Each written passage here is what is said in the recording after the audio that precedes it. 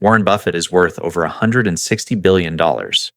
He still lives in the same house in Omaha that he bought in 1958 for $31,500. No mansion, no fleet of cars, just a 5-bedroom house on a quiet street, decades after he could have bought the entire block. That should confuse you a little. We're taught that once you have real money, you spend like it. Buffett never got that memo, and neither did most families who've actually stayed wealthy for generations. So here's the real question. If the richest people don't spend like it, what are they actually doing with the money instead? The answer isn't complicated, but it's almost never explained clearly. It comes down to a small set of decisions about what to do with money after you earn it. Decisions that have nothing to do with income and everything to do with whether wealth survives past the person who built it. That's what this video is about. Skip this, and you can earn well your entire life and still leave your kids nothing but bills. My name is Alex, and if you've ever wondered why some families stay wealthy for generations while others burn through a fortune in one, stick around because it isn't luck. I'm going to show you the legal structures old money families use to protect what they build, and the mindset shift that decides whether wealth outlives the person who earned it. That shift starts with a single, expensive habit most people never think to question: the visibility tax on a family's future. Here's a question nobody asks at a dinner party. How much of your paycheck exists just so other people believe something about you?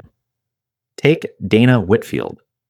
She's a regional sales manager in Charlotte, North Carolina, pulling in about $95,000 a year, which is right around the national median for a household her age. Dana just bought a Rolex Submariner. It currently retails for about $9,100. She put it on a credit card, telling herself she'd pay it off in a few months. That was 14 months ago. Here's where it gets uncomfortable. The average credit card interest rate right now is sitting around 22%. If Dana only makes minimum payments, that watch won't cost her $9,100. It'll cost her closer to $14,000 by the time it's paid off, and that's if she never buys anything else on that card in the meantime. The watch was never $9,100. It was always going to be more, and the bank knew that before Dana did. Now compare Dana to a woman named Ruth Okafor. Ruth is a retired pharmacist outside Cleveland, worth just under $3 million. Ruth wears a Timex, not because she can't afford a Rolex, because she understands something Dana hasn't figured out yet. This is actually a well-documented pattern. A researcher named Thomas Stanley spent years studying American millionaires using data from the Federal Reserve, and he found something that surprised almost everyone, including him. Most people with high net worth don't look wealthy at all. Meanwhile, a lot of people who look wealthy are one missed paycheck away from real trouble.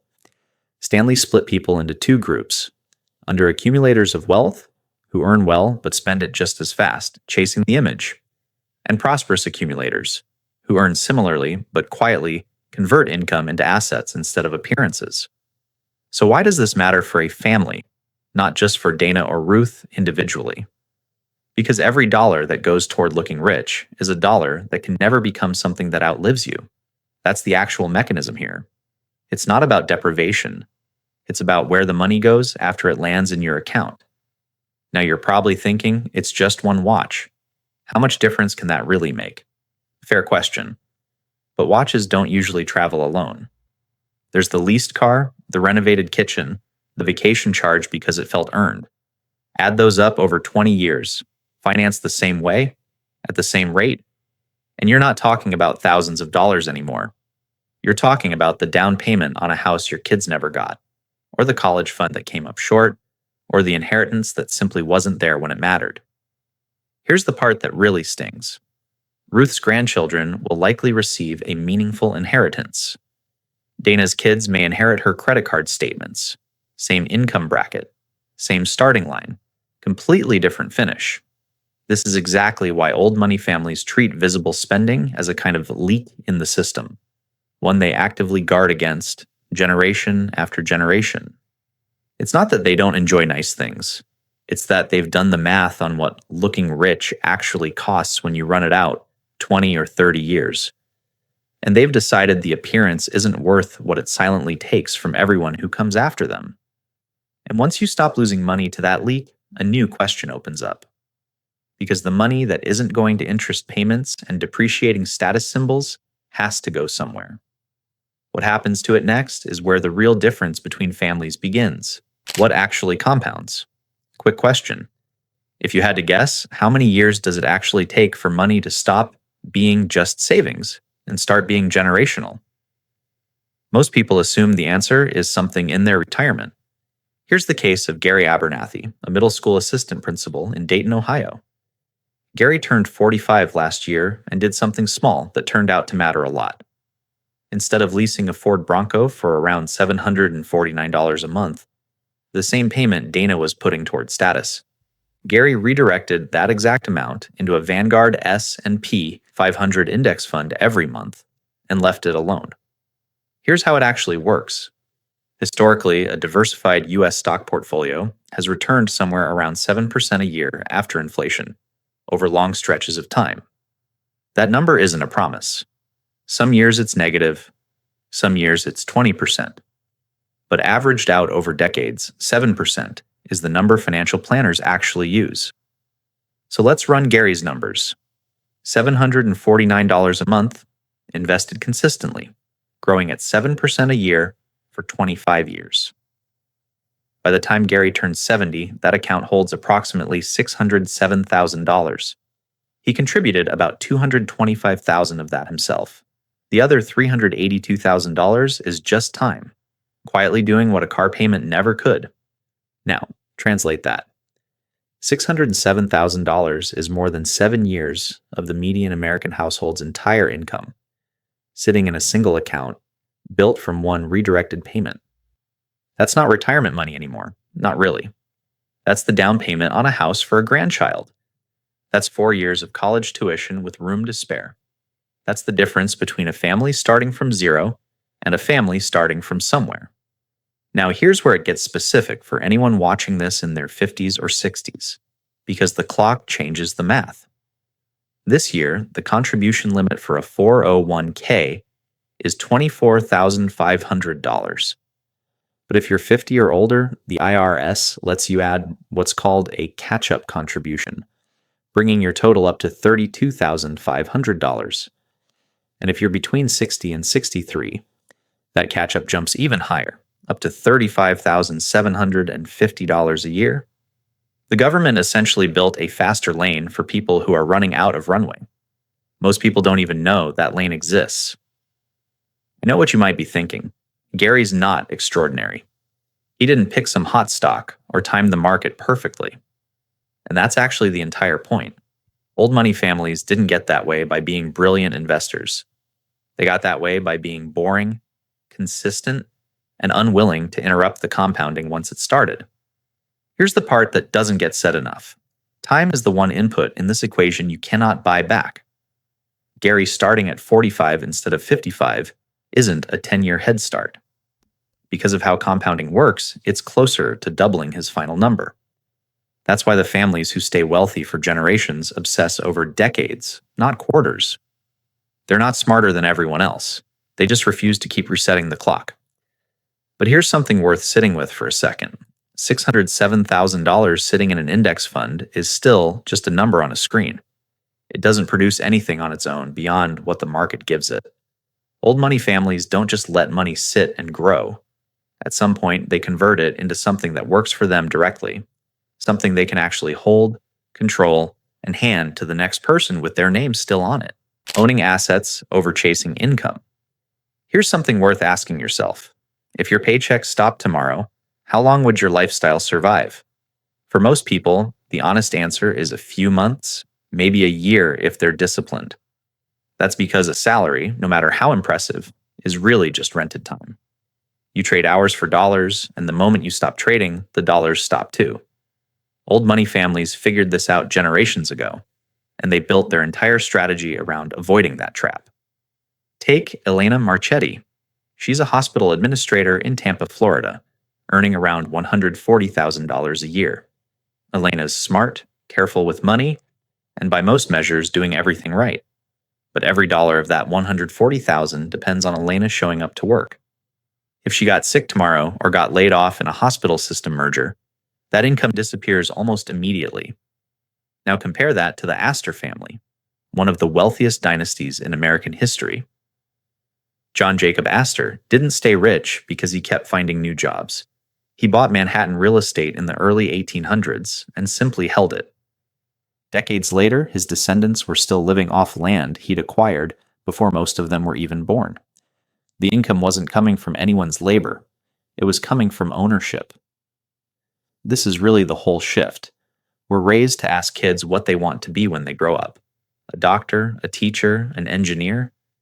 But that question is quietly training people to think in terms of jobs, not assets. Multi-generational wealthy families ask a completely different question. Not what do you want to be, but what do you want to own? The Rockefellers are another clear example. John D. Rockefeller built Standard Oil, but here's the part people miss. What actually protected the family fortune for over a century wasn't the oil business itself. It was the fact that the family reinvested profits into diversified holdings, real estate, other businesses, and eventually into structured trusts, instead of just living large off the income Standard Oil produced. So here's the mechanism, and it's simpler than people expect. Assets generate money whether or not you personally show up. A rental property still collects rent while you're asleep. A dividend-paying stock still pays out while you're on vacation. A small business, once it's running properly, doesn't need you standing behind the counter every single hour. Your paycheck, on the other hand, requires you, specifically, to be present and working every single time. There's an old rule that shows up again and again in families who've kept wealth for generations. Treat your investment principal like land that's been in the family for 100 years. You don't sell the land. You only ever use what the land produces, meaning the dividends, the rental income, the interest. And here's the part that takes real discipline. In the early years, you don't even spend that income. You reinvest it, buying more of the thing that's already working for you. So the whole system compounds on itself. Now, you might be thinking, that sounds nice in theory, but I'm not buying up city blocks like the Astors did. And you don't have to. Elena, the hospital administrator from Tampa, doesn't need Manhattan real estate. She needs to understand the principle at a smaller scale. Every time she takes money that would have gone toward looking successful and instead puts it into something that produces income on its own, she's doing exactly what the Astors did, just with different numbers on the page. Owning something that works for you instead of only working for money changes everything about how secure a family actually is. But owning assets is only half the equation. The other half is protecting what you've built from the things that can take it away without warning. And that's a lot more common than most people realize. The architecture, trusts, LLCs, and asymmetric risk. Here's something most families never think about until it's too late. What happens to everything you've built the moment something goes wrong? Let's talk about Nathan Ferreira. Nathan owns a small chain of auto repair shops outside Phoenix, Arizona. And over 20 years, he's built up close to $2 million in personal net worth. Nathan did everything right in the ways we've already talked about. He avoided the leased Cadillac Escalade his competitor drives. He owns rental properties instead of just collecting a paycheck. But here's the problem. Nathan runs his repair shops as a sole proprietorship, and everything, his house, his savings, his rental income, sits in his own name. Now imagine a customer gets injured in one of Nathan's shops and sues. Without a legal structure separating the business from his personal assets, that lawsuit can reach everything Nathan owns, not just the business. 20 years of discipline, wiped out by one bad afternoon, he had nothing to do with. This is exactly why old money families don't just build wealth. They build walls around it. The first wall is something called an LLC, short for Limited Liability Company. Nathan could move each repair shop into its own LLC. If something goes wrong at one location, the damage generally stays contained to that entity, and his house, his rental properties, and his personal savings stay protected. It sounds almost too simple, and honestly, that's the point. The wealthy don't use complicated tricks here. They use basic separation, and most people just never bother setting it up. The second wall is the revocable living trust, and this one matters even more for a family thinking generationally. Here's what most people don't realize. When you die owning assets in your own name, those assets typically go through probate, which is a public court process that can take months, sometimes over a year, and it costs the estate real money in legal fees along the way. Anyone can look up what happened in probate court. Your finances become a matter of public record at the exact moment your family is least equipped to deal with it. A trust avoids that entirely. Assets held inside a properly funded trust pass directly to your heirs, privately, often within weeks. Now you might be thinking, trusts are for the ultra-rich, not for someone with $2 million. And it's true that this year, the federal estate tax exemption sits at $15 million per person, $30 million for a married couple. Nathan's estate isn't anywhere close to owing federal estate tax. But here's what the exemption number misses entirely. The value of a trust was never really about avoiding a tax that most families will never hit. It's about avoiding probate, keeping the family's finances private, and controlling exactly how and when the next generation receives what you built. This kind of structure also changes how a family behaves under pressure, and there's no better example than 2008. When the financial crisis hit, plenty of middle-class families panicked and sold their investments near the bottom, locking in devastating losses. Old money families, the ones with real emergency reserves and properly structured assets, didn't panic because their downside was already contained. Some of them did something that seemed almost reckless at the time. They bought real estate, stocks, entire businesses, all at prices that seemed to be in free fall. That's called asymmetric risk, taking a bet where the potential upside massively outweighs the downside. And it's only possible when you're not one lawsuit or one bad year away from losing everything. That's really the whole idea behind this kind of architecture. It's not about hoarding money out of fear. It's about building a structure sturdy enough that the family can stay calm, stay private, and even take advantage of chaos while everyone else is scrambling. But even the best legal structure in the world doesn't mean much if the person holding it all together still thinks like the last generation instead of the next one. From owner to steward. Here's a question worth sitting with. If everything you own technically belongs to you, why do the wealthiest families in American history keep acting like it doesn't? Consider Cornelius Vanderbilt. By the time he died in 1877, Vanderbilt had built a fortune worth roughly $100 million, an almost unimaginable sum at the time, equivalent to well over $2 billion today. He built it through shipping and railroads, and he built it through decades of relentless, disciplined ownership. Within about 90 years, nearly all of it was gone. His heirs built massive mansions along Fifth Avenue in New York, threw legendary parties, and spent as though the fortune would replenish itself. It didn't. By 1973, when Vanderbilt descendants gathered for a family reunion, not one of them was a millionaire. Now compare that to a family most people have never heard of. The Pritzker family of Chicago built their fortune through the Hyatt hotel chain starting in the 1950s. Today, multiple generations later, the family is still worth tens of billions of dollars spread across dozens of branches. What's the difference between the Vanderbilts and the Pritzkers? Both had brilliant founders. Both had enormous fortunes. The difference wasn't the money. It was how each generation saw its role. Here's the mechanism. Most people, when they earn money, see themselves as the owner.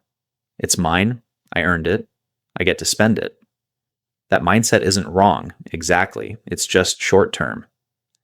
Vanderbilt's heirs thought like owners, and owners consume. Families like the Pritzkers raised their children to think like something else entirely. Stewards. A steward doesn't ask, can I afford this? A steward asks, is this the best use of what's been entrusted to me? That single word, entrusted, changes everything about how a decision gets made. Think about David Renner, a small business owner in Minneapolis worth around $3 million, mostly from a commercial cleaning company he built over 30 years. David could retire tomorrow and spend the next 20 years doing exactly what he wants. But David has started asking a different question lately. Not what does retirement look like for me, but what does this $3 million need to become so that his granddaughter, currently 8 years old, has options he never had? That shift sounds subtle, almost philosophical. It isn't. It changes real decisions. A steward looks at a paid-off house and asks whether it should stay in the family or get sold to fund something that grows. A steward looks at a trust, the kind we just talked about, and treats it as a responsibility to set up correctly, not a paperwork chore to get around to eventually. A steward looks at their own children and grandchildren and starts teaching them to ask, "What do you want to own?" long before those kids ever start earning a paycheck of their own. Here's what ties this back to everything else: the stealth wealth, the compounding, the assets instead of income, the trusts, and the LLCs. None of it actually matters long term if the person holding it all together still thinks like an owner instead of a steward. An owner builds something and then spends it down. A steward builds something and hands it off, still growing, still working, still protected, generation after generation. And once you start seeing yourself that way, even for a moment, it's hard to look at your own bank account the same way again, inheriting a mindset, not just money. So here's what all of this really comes down to. Being rich and staying rich are two completely different skills, and almost nobody teaches the second one. The families who last generations aren't smarter, luckier, or even better investors. They just made a quiet decision somewhere along the way to stop performing wealth and start protecting it. Stealth over status, assets over income, structure over chance, steward over owner. None of it is complicated. All of it takes discipline most people never get taught. So here's something worth sitting with this week. Look at one decision you're about to make, a purchase, an account, even a will you've been putting off, and ask David Renner's question: is this the best use of what's been entrusted to me? That single question is really where all of this starts. There's still one piece we haven't touched. What happens when a family actually gets this right, and the next generation grows up never knowing what financial stress even feels like? That's a different story, and it's worth telling. If this changed how you think about your own money, tell me in the comments what you'd do differently. And if someone in your life needs to hear this, send it their way.